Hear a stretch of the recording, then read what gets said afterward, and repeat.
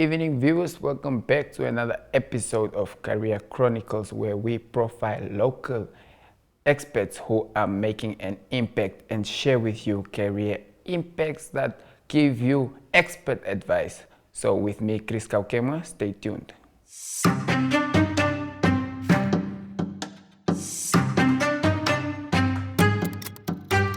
Welcome back to another episode of Career Chronicles. Today I'm joined by Mr. Hank Sai, a technical advisor at Agribank in crop and poultry. He will be giving us insight on his career and sharing with us expert advice.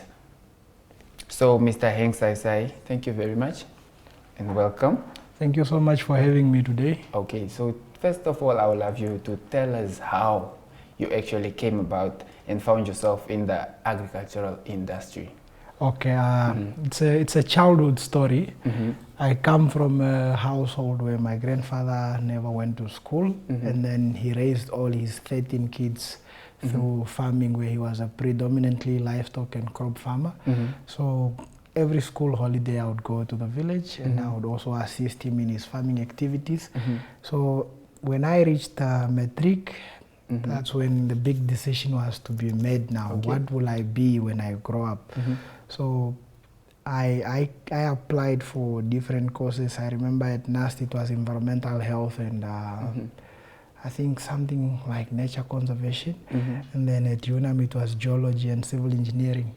So upon completing my studies in grade 12, and I actually came to varsity, some of the final selections, I had to make a big decision to say, I want to do a job that I'm passionate about, something that I have an idea of. And that's when agriculture kicked in. I said, hey man, this was able to send my father's and aunties and the likes to school. So what if I took it one step further and studied agriculture and become a specialist who can now advise other people who are in the trade and make it become a commercial business. So that is how I ended up being in the agricultural space. So currently, I'm Agribank's technical advisor for crops and poultry. Okay. My main tasks revolve around capacity building interventions such as trainings, advisory matters, business development concepts, and all these kind of things that just transform the mindset of a local Namibian farmer from being a food producer, but to being a business owner through meeting the needs of food provisions for many Namibians that are out there that buy food for breakfast, lunch, and dinner. So it's an industry we are trying to turn into a money-making enterprise because we are trying to satisfy a need, which is food. Okay. Yes. So on top of that, was there a career that you first followed before you became a technical advisor? Before I became a technical advisor, I used to be an agricultural technician from 2014 to 2016 with the Ministry of Agriculture. And how I ended up in that role was, in my third year, we were required to do work integrated learning for 6 months.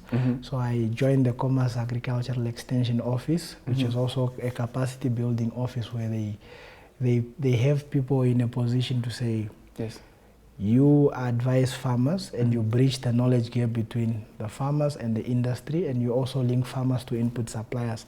Okay. So after 6 months, I realized that the office was having staff shortages, so I decided to volunteer at that specific office for another 1 year, 3 months, just to gain more knowledge about the industry and how to provide service for people in the industry and how to build a reputation that revolves around reliability, trust, and timely availability of information that should be disseminated with farmers.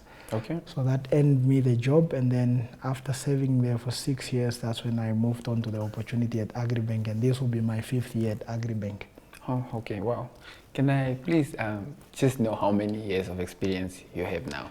Currently, I have about 11 years of experience in the agricultural sector, and yeah. One of the things that I'm proud of the most is the fact that ever since I joined the Agricultural Bank of Namibia, you can see the poultry sector now is in a position where the trainings that we host regionally, they've encouraged a lot of people to take up poultry production, and you can see from the Poultry Producers Association's report of February, if my mind serves me well, it says that the poultry industry's value grew from 1.5 billion Namibian dollars to 1.74 billion Namibian dollars over a 1 year period. So it's satisfying to see such kind of things from your interventions and efforts. So on top of these, can you tell us how your role or a typical day will be as a technical advisor at Agribank? Being a technical advisor starts with an early morning just to look at newspapers, familiarize yourself with what are the happenings in the industry, and then you must also anticipate a lot of meetings because your skill sets will be needed for various discussions in the office, and then you have to be available on your cell phone because you have farmers that are on the ground with different challenges that they face. So my cell phone number is out there in the public domain. So I get a lot of phone calls just attending to queries on crops, poultry, piggery, sometimes even livestock related matters. Okay. So mostly that's how my day is, and it involves a lot of reading, it involves a lot of research, it involves a lot of communication with other people in the industry, and it also involves looking at the market gaps, the opportunities, the challenges, and trying to tailor make a solution that encompasses addressing challenges, problems, and creating employment opportunities for unskilled and semi-skilled Namibians, and sometimes even skilled Namibians that are looking for a venture in the agricultural sector. Okay, talking about challenges, what are the challenges you face as a technical advisor here at Agribank? I would say personally the challenges are not really there. It's just a demanding job that needs you to be on your toes all the time. If you look at the sector itself as a holistic approach, you would see that the biggest costs we have is high input costs. Farmers are facing a crisis whereby the inputs they need for production every year they tend to go up in prices. So it makes it a bit hard for people to be sustainable in terms of keeping your costs low.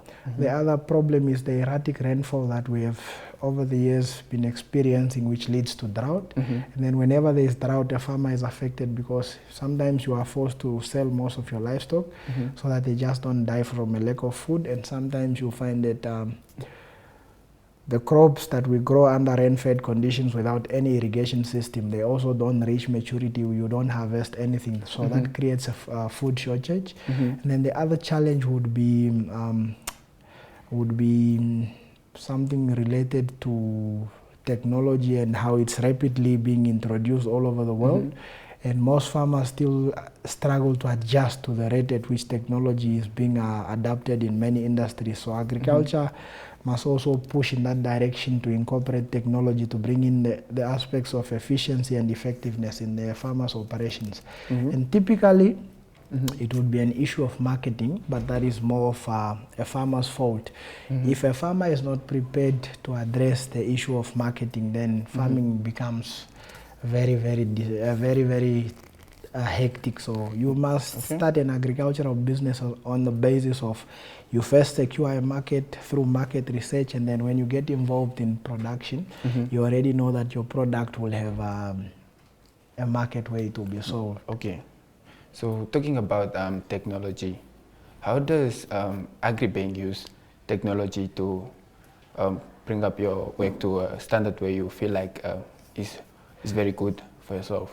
What we have realized is that a lot of people have access to smartphones, so we have leveraged that technology in the sense that we have created an social media presence. We have a YouTube channel, we have a Facebook page, we have an Instagram page, we have Twitter, LinkedIn.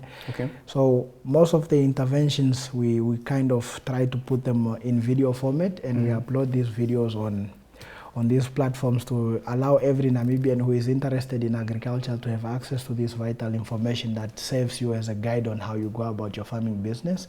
And technology also has made our work easier. Previously, before technology was well exploited, we found ourselves in a position where it would require you to have a week of planning and activity where you have to mobilize the farmers, you have to look for a venue, you have to drive there, and you have a training.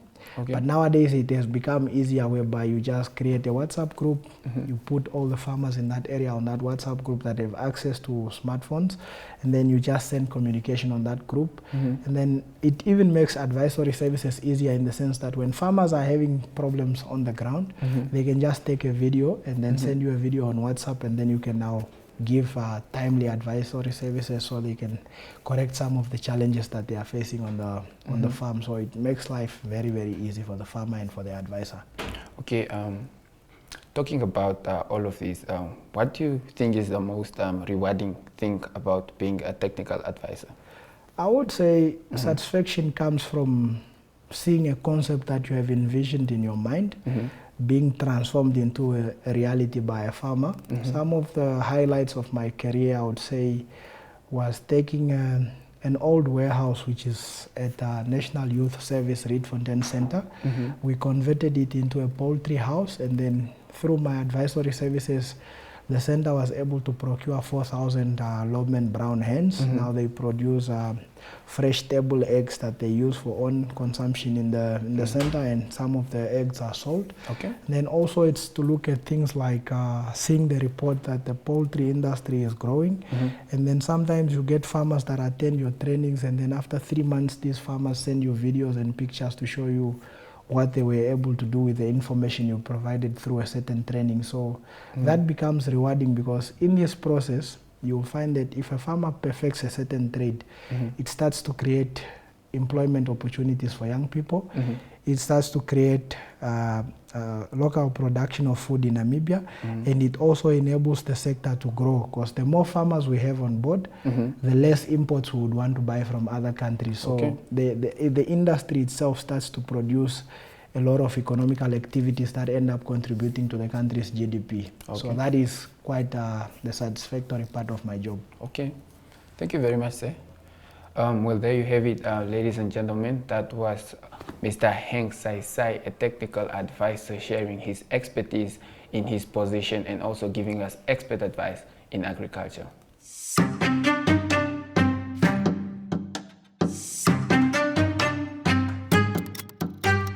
Good evening, viewers. Welcome to Spotlight, and today I'm joined by Rose Kamati, a beauty therapist, by the way.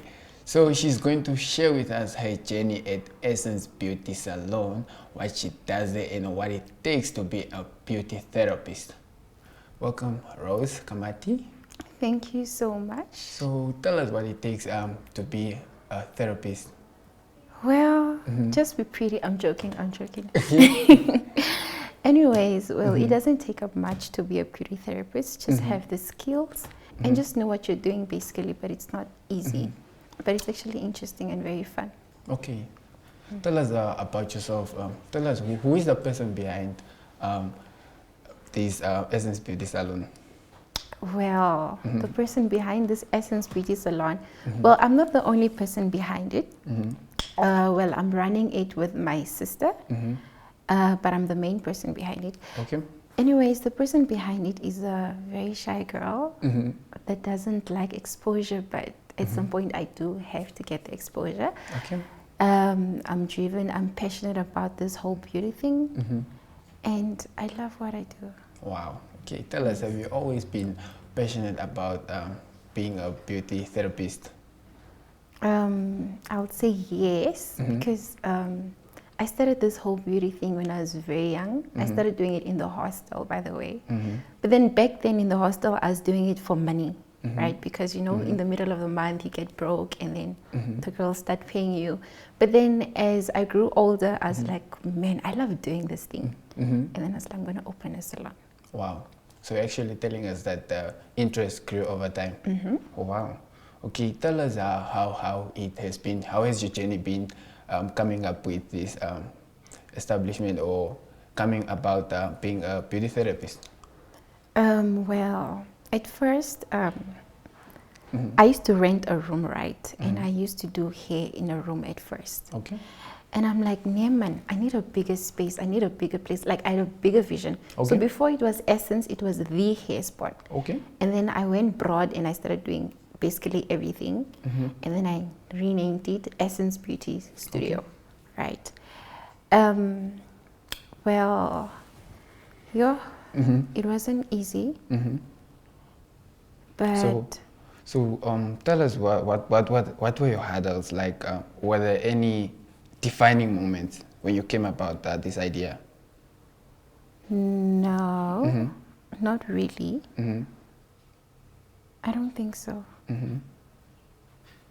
No. Okay, wow. So how did your personal experience shape the kind of salon you wanted? So most definitely, I would say this experience, there's maybe an experience like you mentioned earlier that through you being at school and different people approaching you, maybe how did this experience build up to what you wanted? Well, Mm-hmm. I'm a professional now, I'll Yeah. say, Mm-hmm. and it shaped my salon where I trained so many girls to work for me. Okay, they're not so many. I only have 3 girls now that work for me and my sister. Well, it shaped it because now with these girls being trained by me, they braid exactly like me, and not so many people can braid the way I do it. Okay, wow. Yes. So what are the values or principles here at Essence Beauty Salon? Well, I always say when we do our work, it's always premium or nothing. Premium or nothing? Yes, we Wow. stand on premium or nothing, Okay. and we work with beauty on a budget. So premium or nothing, what does that mean? Okay. I'm curious to know. Oh, okay. Well, our work is always excellent and on point. Everybody that works into Essence Beauty is always comfortable, and they always work out with what they wanted. Oh, wow. Yes, and they always come out looking very beautiful. So, okay, talking about premium or nothing, what experience would you want your client to walk away with from Essence Beauty Salon? Well, I always say that I always like good reviews, like Okay. excellent reviews. So time to time, I always post like, please tell me how your experience was at Essence Beauty Studio, and I always get excellent reviews actually, because when I expect a client, when a client enters my salon, I want them to have like a very beautiful experience. I want them to be like, no, I was there. The ladies were very comfortable. They were very nice. They gave me an excellent service. You get? Oh, yeah, I get it. Okay, good. So, tell us, what does beauty mean to you personally, and how do you bring that into your work? Well, personally, I feel like beauty means creativity. Wow. Yes, because once you create with your hands, you create something that's very beautiful. That means beauty. So what we created, Essence Beauty Studio, is beautiful. Wow. You know, with girls have to do maintenance, and without maintenance, you are not gonna look very pretty or anything like that. Tell us what basically do you guys do? Because all I know about this salon is about hair. It's not What do you only guys- about hair. Yes.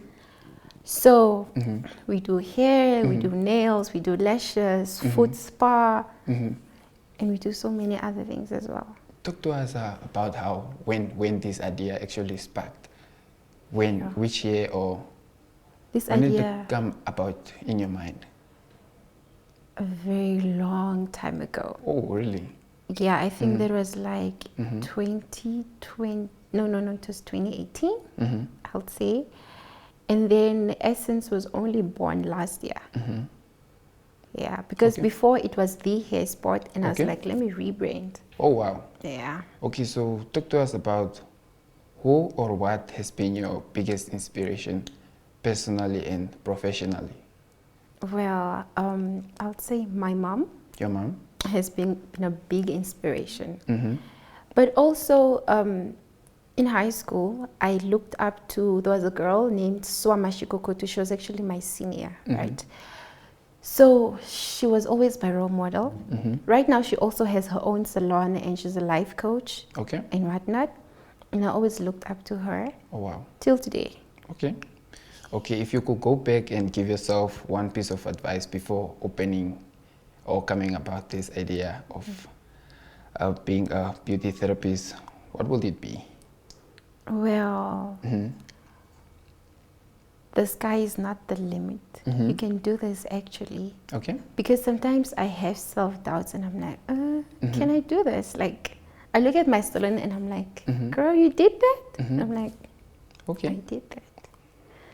Actually proud. Actually, my salon is like one of the biggest achievements I have right now. Oh, wow. Yeah. Okay, tell me, So one thing you would want to tell to the youth or someone who has a brilliant idea that kind of aligns with yours? Well, I'll say that don't rush things. Just, when you're starting something, you have to start small. Like you have to start step by step. You don't have to get it all together at once. It's just like a baby. It grows and it grows. When I started, I didn't start off with everything at once. I started in a room, and now I have a salon. Just look at that. Piece of advice. Just take your time. Okay, well, there you have it, ladies and gentlemen.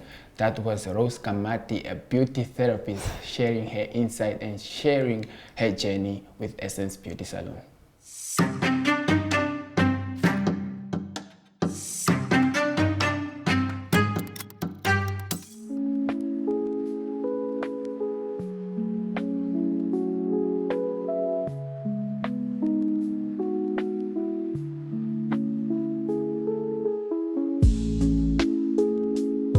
Hi, my name is Mashan van Roy. I'm a fashion design lecturer / section head of the fashion department here at the College of the Arts. We offer the fashion diploma course at the College of the Arts. And this is the first year they have fashion illustrations. This is where they learn how to do different fashion drawings, especially like the storyboards and the croquis, which is the 9-headed figure, different from the 8-headed figures. And I learn about different mixed mediums and all that.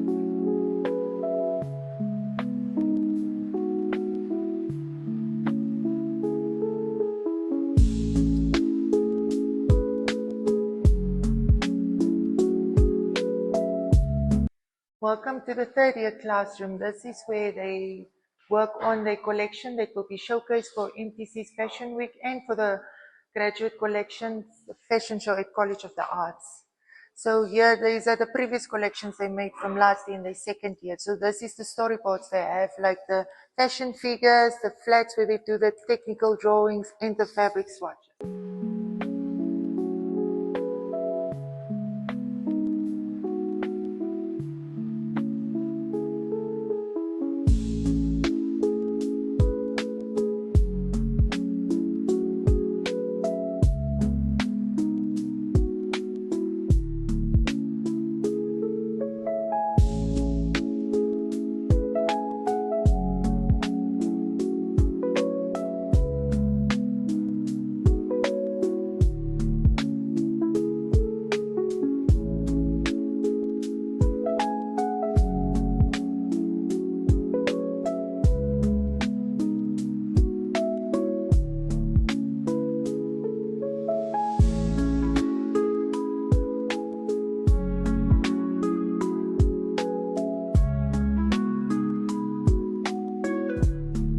Hey guys, welcome to the New Media Design Building. Here we offer photography, web design, and graphic design. Yeah, that's it.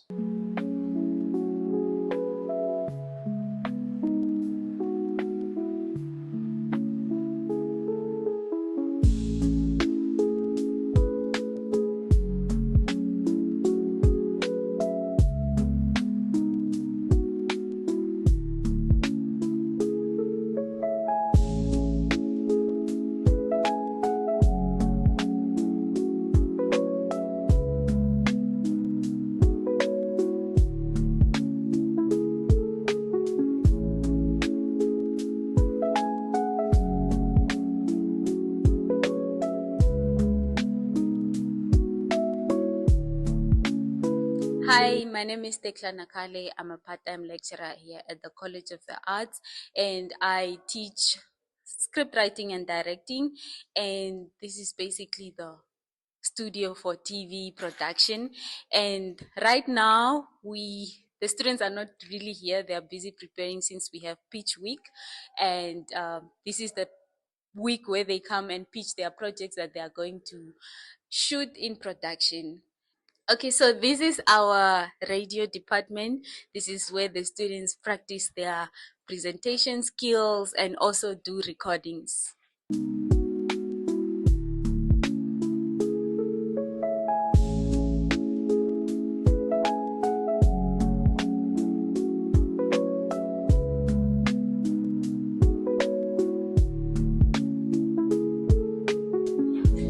Okay. Good morning, gentlemen. My name is Philip Shama, and I'm a lecturer at College of the Art. We are just offering visual art courses, and I'm responsible for mixed media, visual literacy, and also specialization for third year. So, uh, like now, I'm dealing with the first year, but I'm also giving courses for mixed media, which I will take later.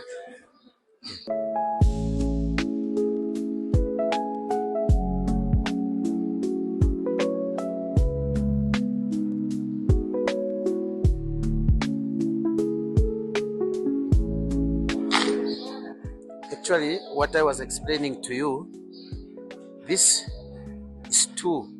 Like you only needed to have this like that to give you that angle like this. Then you keep it like that. No, don't take that one. Maybe you can take this. And this post-it is enough for two,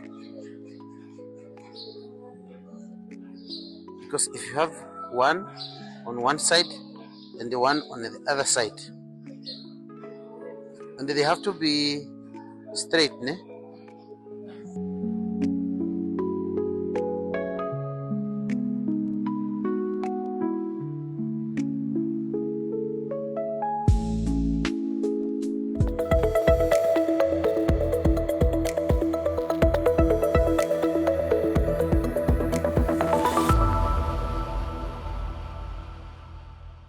Well, there you have it, ladies and gentlemen. From expert advice, you had a technical advisor who shared with you his agricultural journey and also gave you advice on how to go about this career. We also had in spotlight beauty therapist who also gave us insight how she came about her career and her challenges and what she's looking forward to pursue in her career. So thank you very much, ladies and gentlemen. Have a great evening.